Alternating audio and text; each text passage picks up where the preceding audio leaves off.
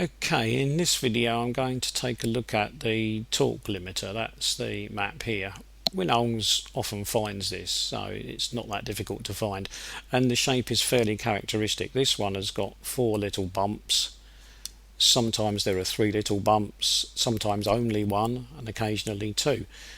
Each little bump is usually an air pressure, so in other words these might be 700 millibars, 800 millibars, 900 millibars, 1000 millibars, something like that. So they're usually 1 bump per air pressure, and the values within that bump are the values that we're interested in.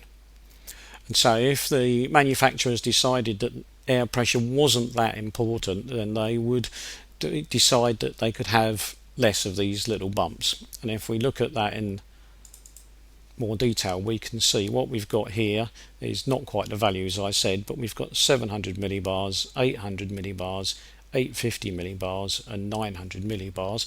So that's the air pressure, and we've been given different air pressures because it's to allow for the fact that if the car stops driving at what would be sea level, somewhere around about 900, and starts driving up a mountain to about 700, the available torque would change slightly, not a huge amount, but it would change slightly because the turbocharger would find it harder to compress the air because the air was thinner.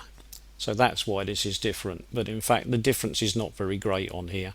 But VW have been nice enough to put those possible changes in for us. Now on this axis we've got engine speed running up to 5,500 revs, but you can see that by 5,200 revs the torque is pretty much down to 0. In other words, it's getting very low.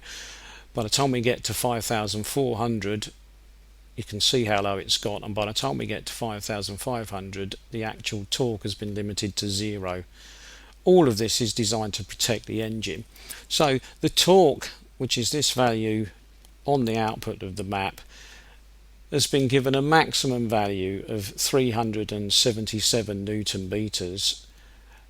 That's somewhere in the region of 2 to 2,500 revs per minute, and after that it starts to go down. So it's just to protect the engine. As the engine revs rise, it puts less strain on the engine. So in other words, there is no point in this engine revving because you won't actually get much more out of it. You might get some more power along here because torque and power are not the same thing, so you might get a little bit more power as the revs rise, but the amount of torque that you're developing is not going to change.